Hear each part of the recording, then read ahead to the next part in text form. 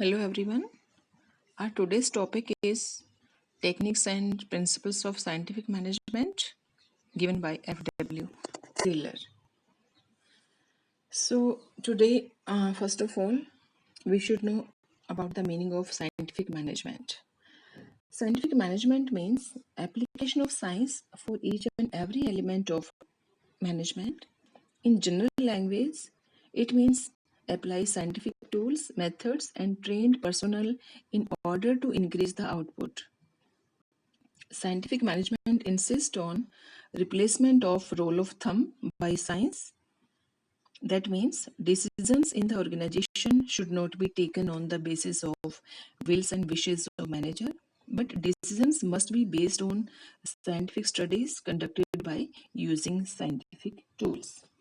These techniques and tools are given by F.W. Taylor. Here I want to tell brief history of F.W. Taylor. F.W. Taylor was born in 1856 in USA. In 1878, he joined Midwell Steel Company as a mechanical engineer. Using his engineering background, Taylor set out scientific studies and techniques. He was primarily concerned about the efficiency of workers and output utilization of resources.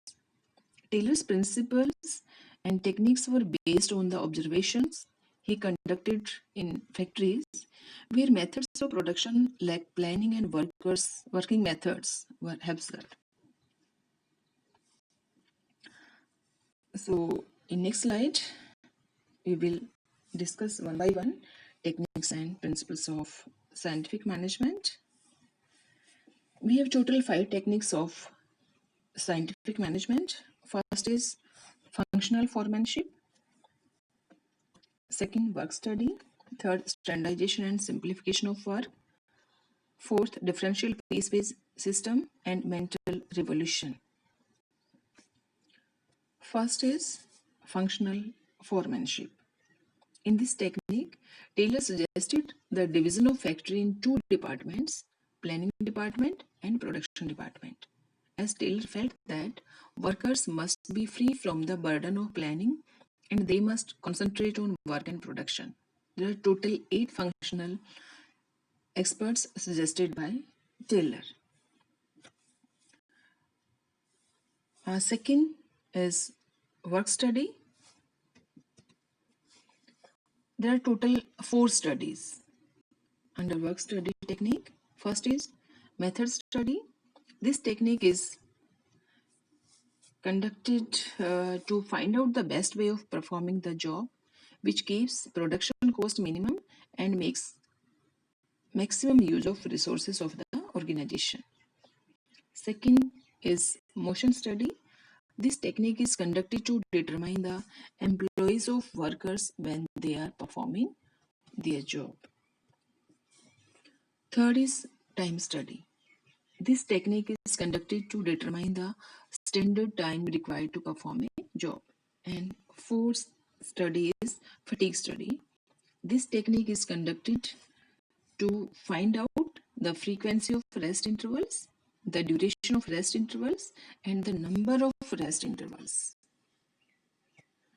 Our next technique is standardization and simplification of work.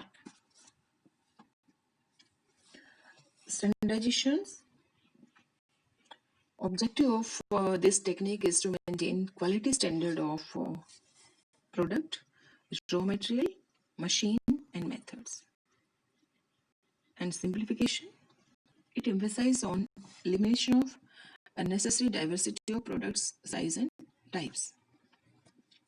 Next technique is mental revolution. The objectives of mental revolutions are changing mental attitudes of workers and management towards each other.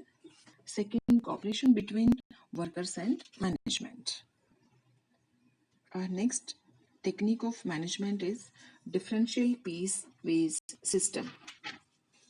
This technique emphasizes on paying different rate of wages for efficient and inefficient employees This system insists on extra wages paid to efficient employees will motivate them to remain efficient. For example, if the standard target is 10 units per day and standard rate is rupees 50 per unit, the worker who is producing 10 units must be paid 500, that is standard rate multiplied by standard output. The worker who is producing 12 units must be paid with a rate higher than standard rate, say rupees 60 per unit. So he will receive 12 into rupees 60, that is rupees 720, higher output and multiply by high rate. The worker who is producing less than standard output must be taxed and penalized by paying less than standard rate, say rupees 40 per unit. So he will receive rupees only 320, yani lower output multiplied by lower rate. This difference in wages will motivate the workers to become efficient and earn more. So these are the techniques of scientific management given by F.W. Taylor. Now we will discuss on principles of scientific management.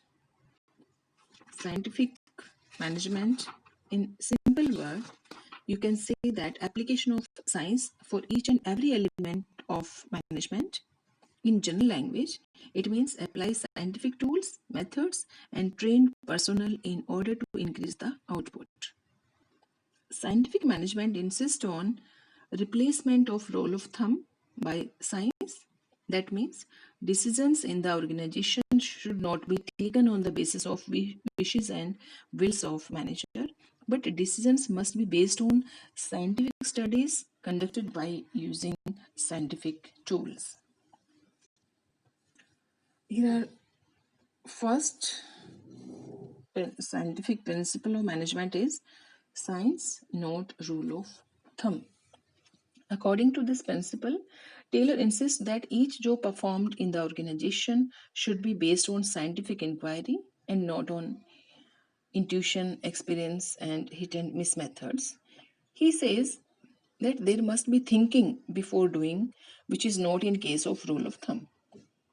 Rule of thumb means dictatorship of manager, whereas scientific decisions are based on cause and effect and scientific measurement of methods and ways of production. Next principle is harmony, not discord.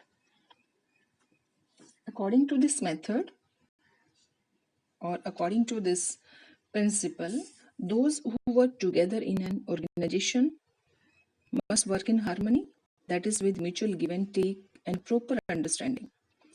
Generally, in every organization, there are two groups of people, workers group and management group.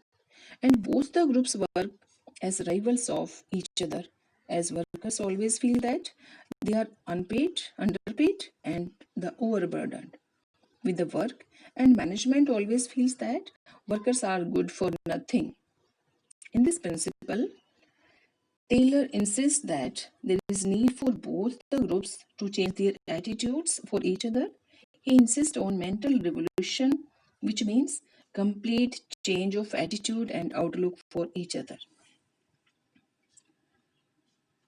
Our next principle of scientific management is cooperation, not individualism. This principle is the extension of the harmony, not discord. According to this principle, work must be carried on in cooperation with each other, with mutual confidence and understanding for each other. Workers and managers must work in cooperation. The management must take workers in confidence before setting up of standard tasks for them, because when standards or targets are set up in consultation of workers, then they will try their best to achieve it. Our next principle is development of workers to their greatest efficiency and prosperity. Industrial efficiency depends upon the efficiency of workers. workers' efficiency depends upon proper training and their selection. Taylor insists due care should be taken while selecting the employees, and after selecting, they must be given job according to their qualification. Employees must be sent for training from time to time to update their knowledge. This will ensure greatest efficiency and prosperity for both companies and workers. So, these are the scientific principles and techniques given by F.W. Taylor. Advantages of scientific management is it improves efficiency of business through simplification of specialization and helps in reducing cost of production by eliminating all types of wastage. And one more importance of this scientific management is due to increasing price, firm is enabled to capture a bigger share in the market and more trainings to improve the skill of workers. It enables the workers to earn more with the introduction of differential piece wage system. So these are the total techniques and scientific principles of management given by F.W. Taylor. Thank you. Take care.